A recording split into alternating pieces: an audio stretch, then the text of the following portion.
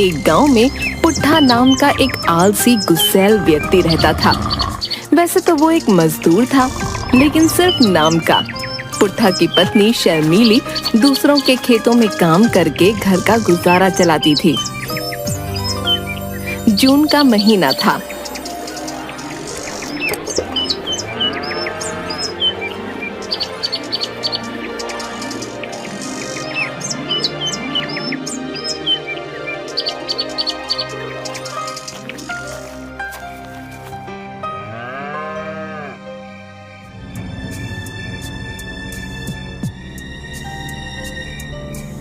उस रात गर्मी से बेहाल शर्मीली ने घर में कदम रखा ही था कि तभी पुट्ठा शर्मीली से गुस्से में बोला, देखो शर्मीली, अगर गर्मी है तो इसका मतलब ये नहीं कि तुम जब मर्जी चाहोगी तुम घर में आ जाओगी। पुट्ठा की बात सुनकर शर्मीली का गुस्सा 7वें आसमान पर पहुंच गया। एक तो मेरा गर्मी के मारे बुरा हाल है, ऊपर से तुम काम धंधा कुछ करते नहीं हो। अगर इतनी गर्मी में पत्नी काम कर रही है तो उल्टा रौब झाड़ रहे हो। रोब नहीं झाड़ रहा शर्मीली, टाइम देखो, रात के 8 बज रहे हैं। ये कोई वक्त है घर आने का? पड़ोस की निर्मला ताई के घर पर थी, वहाँ कूलर की हवा खा रही थी, इसलिए आने में देर हो गई। तो फिर क्यों आ गई? कंबल ओढ़कर निर्मला ताई के घर पर ही सो जाती। देखो जी, मेरा दिमाग खराब मत करो। इसमें दिमाग खराब करने वाली बात क्या है? आजकल का माहौल देखा है कितना खराब है। निर्मला ताई का पति पूरे गांव में छिछोरेपन के लिए मशहूर है। तुम्हारी चिंता होती है मुझे। हाय हाय, अरे चिंता मैन, बड़ी चिंता करने वाले बने करते हो। इतनी ही अगर चिंता है तो कोई काम धंधा क्यों नहीं ढूंढ लेते? पत्नी काम करके पड़ोस में कूलर की हवा खा ले तो तुम्हें चिंता होती है। हर बात का उल्टा मत लिया करो शर्मीली। तुम अच्छी तरह से जानती हो कि गर्मियों में मुझसे भी काम नहीं होता, क्योंकि मुझे बहुत गर्मी लगती है। आप तो अपनी बात मत ही करो जी, आपको तो सर्दियों में बहुत सर्दी लगती है, गर्मियों में आपको बहुत ज्यादा गर्मी लगती है, बरसात में तो ज्यादातर काम बंद ही रहते हैं। बस आपको तो पूरे साल निठल्ले बनकर घूमना है, पत्नी पर हुक्म चलाना है। तुम्हें पता है, मैं 3 घंटे से तुम्हारा इंतजार कर रहा हूँ। मुझे कितनी जोरों से भूख लगी है। तो ये बोलिए ना कि आपको भूख लगी है, इसलिए आपको पत्नी की चिंता हो रही थी। इतना कहकर शर्मीली ने टिफिन पुट्ठा की ओर बढ़ा दिया। ये लीजिए, आज मुझे सिर्फ दाल मिली है, यही खाकर गुजारा कर लीजिए। क्या दाल? लेकिन तुम तो कह रही थी कि बिरजू जमींदार के यहाँ पर आज दावत है, चिकन बना होगा। हाँ बोल रही थी, लेकिन उनके यहाँ मेहमान ज्यादा हो गए तो चिकन खत्म हो गया। हे भगवान, कैसे जानवर हैं, सारा का सारा चिकन खा गए। हाँ खा गए। और सुनिए, कल से आप खुद काम करोगे, मैं कल कहीं काम पर नहीं जाने वाली। अचानक ये कैसी बहकी बहकी बातें करने लगी तुम? देखो जी, आज खेतों में गर्मी की वजह से मेरी हालत खराब हो गई। एक तो हमारे घर में ना पंखा है ना कोई कूलर। पड़ोस की निर्मला ताई के यहाँ कितना बड़ा कूलर लगा है, तुम्हें पता है। लेकिन मेरी तो किस्मत ही फूटी है, मुझे एक निकम्मा पति मिला जो मुझे कूलर तो क्या एक पंखा तक लाकर नहीं दे सकता। पुट्ठा गुस्सैल स्वभाव का था। शर्मीली के कहने पर उसे काफी गुस्सा आ गया। तुम जरा सा काम क्या करके आती हो? मुझे जलील करने का कोई भी मौका नहीं छोड़ती है। जी, आपने बिल्कुल सही कहा। मैं खुलकर बोल रही हूँ कि मैं आपको इस वक्त जलील कर रही हूँ। जाइए, जाकर कुछ काम कीजिए। नहीं तो इस बार की गर्मी में तुम और कर लो। बिल्कुल नहीं जी, मुझे 1 हफ्ते के अंदर अंदर अपने घर में कूलर चाहिए। बगैर कूलर के मैं कोई काम नहीं करूँगी, यहाँ तक कि घर का भी कोई काम नहीं करूँगी।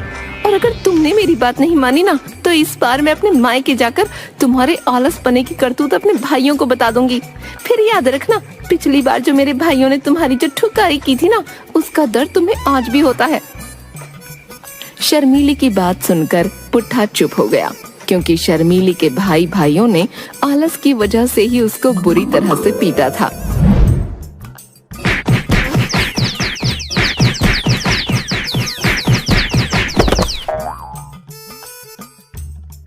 पुट्ठा रात भर सोचता रहा कि कूलर का इंतजाम कहाँ से होगा।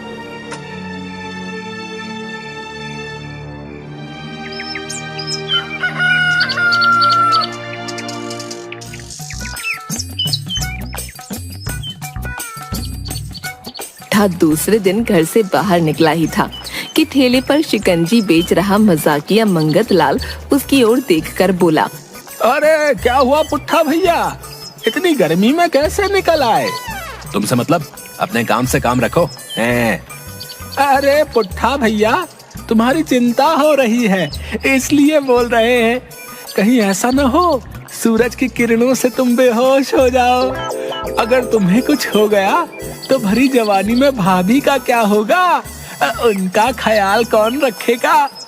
भाभी वैसे भी कितनी सुंदर हैं। गांव वाले भाभी को छेड़ छेड़ कर उनका बुरा हाल कर देंगे। हाँ। पुट्ठा पत्नी की बात को लेकर वैसे ही बहुत परेशान था। मंगतलाल के मजाक ने उसका पारा हाई कर दिया।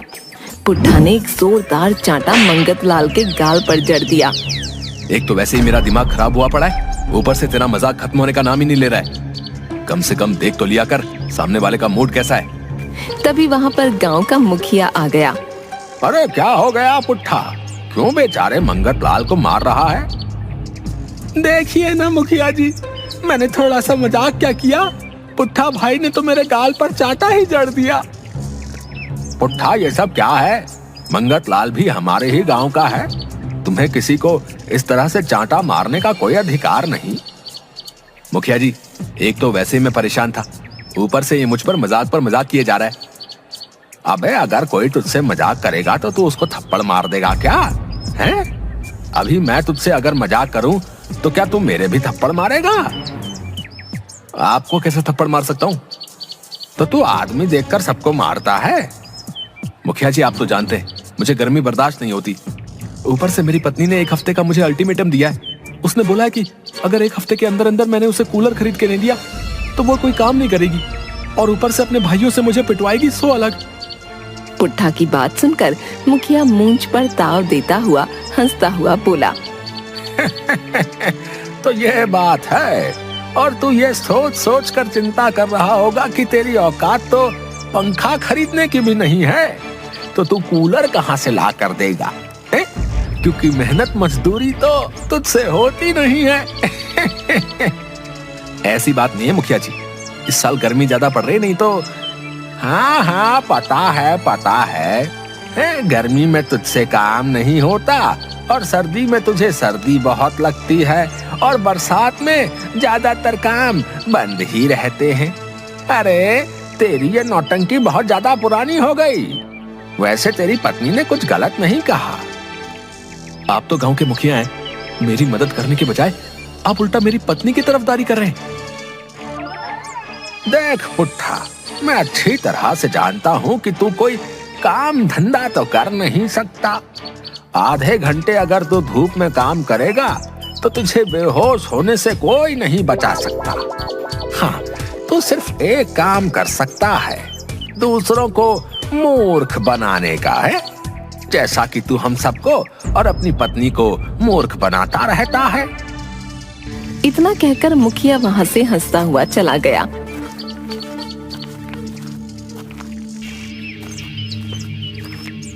पुट्ठा एक पेड़ के नीचे बैठकर गहरी सोच में डूब गया कि तभी उसके कानों में एक आवाज टकराई। भगवान के नाम पे कुछ दे दे। पुट्ठा ने देखा तो उसके सामने एक भिखारी खड़ा हुआ था। अरे जा यहाँ से, वैसे भी मेरा बहुत ज्यादा दिमाग खराब है। अरे 1 रुपया ही तो मांग रहा हूँ। अरे बोला ना, जा यहाँ से। बहुत गुस्से में है, लगता है अपनी पत्नी की मार खाकर आ रहा है। अबे जाता है कि नहीं है? नहीं तो तू मार खाएगा। हाँ, लेकिन मार तो आज तेरी किस्मत में लिखी है। क्या बोला? भिखारी कहीं का है? बोल तो ऐसे रहा है जैसे कोई ज्योतिषी हो। मैं हाथ की लकीर देखकर भविष्य भी बता सकता हूँ। दिखा अपना हाथ, मैं बताता हूँ आज तेरी किस्मत में क्या है। पुट्ठा ने अपना हाथ भिखारी के आगे कर दिया। तेरे हाथ की रेखा बता रही है कि आज तू बहुत पिटने वाला है। पुट्ठा का पारा वैसे भी हाई था, उसकी बात से और ज्यादा हाई हो गया। लगता है तू बहुत ज्ञानी भिखारी है। हाँ, मैं बैठे बैठे ही हर किसी का भविष्य बता सकता हूँ। भिखारी ने ये कहा ही था कि पुट्ठा ने एक जोरदार चांटा भिखारी के गाल पर जड़ दिया। चांटा पड़ते ही भिखारी हड़बड़ा गया। ये क्या था भाई? इतना बड़ा ज्ञानी होकर भीख मांगता है। और तो और तू बैठे बैठे सारे लोगों का भविष्य बता सकता है। तो तूने आज अपना भविष्य नहीं देखा था कि आज तू ही पिटने वाला है, हैं? बोल। इतना बोलकर पुट्ठा उसे पीटने लगा।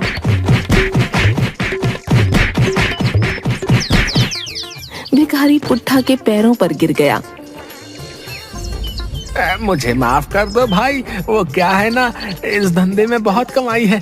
अगर तुम भी इस धंधे में आ गए तो कुछ ही दिनों में अमीर हो जाओगे। हाँ। भिखारी की बात सुनकर पुट्ठा ने अपने हाथ रोक लिए और कुछ सोचकर कहा, क्या वाकई इस धंधे में बहुत कमाई है? हाँ। और अगर पकड़े गए तो? ऐसा कुछ नहीं होता, इंसान बहुत अंधविश्वासी होता है। भिखारी वहां से चला गया।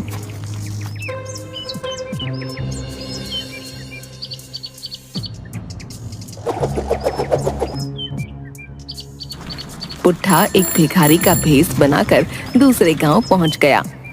तभी पुट्ठा की निगाह एक अच्छे मकान पर चली गई। उस मकान के बाहर एक बड़ा सा कूलर लगा हुआ था। पुट्ठा तुरंत उस मकान के दरवाजे पर पहुंच गया। भगवान के नाम पर कुछ दे दे बाबा को। पुट्ठा की आवाज सुनकर उस मकान से एक स्त्री बाहर निकलकर आ गई। आपको इससे पहले मैंने कभी नहीं देखा, लगता है नए नए भिखारी हुए हो। मूर्ख स्त्री, हम कोई मामूली भिखारी नहीं। हमारा एक पैर गांव में रहता है तो दूसरा पैर हिमालय में। हम वर्षों की तपस्या करके हिमालय से लौटे हैं। हमारे पास हर समस्या का हल है। तो फिर आप तो बहुत ज्ञानी होंगे। हाँ, हमें वरदान मिला है कि हम हर किसी का हाथ देखकर उसका भविष्य बता सकते हैं। अरे तो आप बाहर क्यों खड़े हैं, अंदर आइए ना। पुट्ठा स्त्री के साथ अंदर की ओर बढ़ गया। तभी पुट्ठा की नजर उस स्त्री के कच्चे आंगन पर चली गई। उसने देखा कि एक 10 साल का बच्चा उस कच्चे आंगन की मिट्टी को एक लकड़ी से खोद रहा था। स्त्री पुट्ठा को घर के अंदर ले आई और अपना हाथ आगे करके बोली, मेरा हाथ देखकर भविष्य बताइए बाबा। पुट्ठा उस स्त्री के हाथ की लकीरों को देखने लगा, मगर सच तो ये था कि वो कुछ जानता नहीं था। तभी अचानक पुट्ठा का दिमाग आंगन में खेल रहे उस बच्चे पर दौड़ गया। तेरे आंगन में सोना गड़ा है कन्या, बहुत जल्द तुझे सोना मिलने वाला है। पुट्ठा ने ये कहा ही था कि तभी वो बच्चा भागता हुआ आ गया। उसके हाथ में एक पीली धातु की मूर्ति थी। उसने उस स्त्री से कहा, देखिए माँ, ये सोने की है, मुझे आंगन में मिट्टी में गड़ी हुई मिली।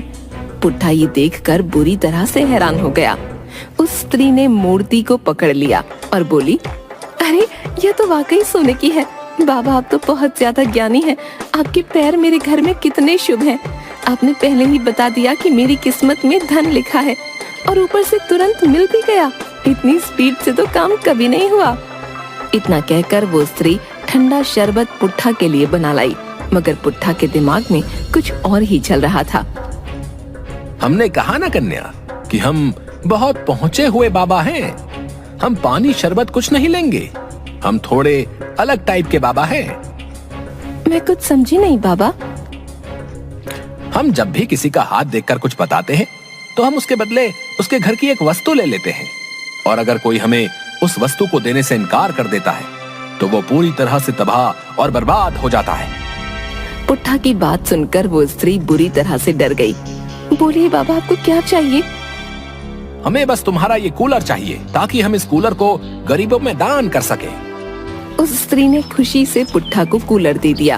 पुट्ठा कूलर को ठेले में लगवाकर अपने घर ले गया। कूलर देखकर पुट्ठा की बीवी बहुत ज्यादा खुश हो गई। उसने तुरंत कूलर स्टार्ट कर लिया और कूलर के सामने बैठकर ठंडी हवा खाती हुई बोली, कहीं मैं कोई सपना तो नहीं देख रही ना? पुट्ठा, ये सपना नहीं है प्रिय, सच है ना? ठंडी ठंडी हवा में कितना आनंद आ रहा है। देखती जाओ प्रिय, आज तो मैं कूलर लेके आया हूँ, कुछ दिनों बाद में एसी भी लगवा लूंगा। हाँ। पुट्ठा ने ये बात बोली ही थी कि तभी उसके घर में 3-4 दूसरे गांव के युवक घुस आए और साथ में गांव का मुखिया भी। उनमें वो भिखारी भी था। तभी उन युवकों में एक युवक पुट्ठा की ओर देखकर बोला, हम उस स्त्री के देवर हैं जिनके घर पर तू ठगी करके आया है। नकली भिखारी जो सोने की मूर्ति बच्चे को मिली थी। जब हम उस सोने की मूर्ति को सुनार के यहाँ पर ले गए तो उसने बताया कि वो दरअसल पीतल की है। और उस पर सोने का पानी चढ़ा हुआ था। वो तो भला हो इस भिखारी का जिसने हमें तेरे बारे में सब कुछ बता दिया। क्या तो ये कूलर तुम लोगों को धोखा देकर लाए हो? हाँ शर्मीली, मैंने इस मूर्ख से ये क्या कह दिया कि तुझे मूर्ख बनाना आता है, ये उस बात को गंभीरता से ले गया। तभी एक युवक गुस्से से बोला।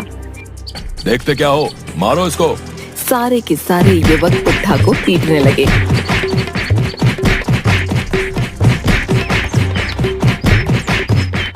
मुखिया ने पुट्ठा को बड़ी मुश्किल से बचाया।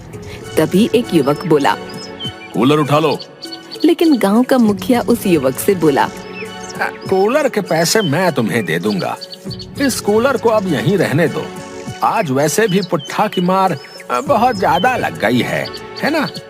मुखिया पुट्ठा की ओर देखकर बोला, आज तुम्हारी किस्मत में मार खाकर कूलर की हवा खाना लिखा था। जाओ, ये कूलर आज से तुम्हारा हुआ। इतना कहकर मुखिया और वो सब वहाँ से चले गए। लेकिन पुट्ठा के घर में कूलर लग गया था।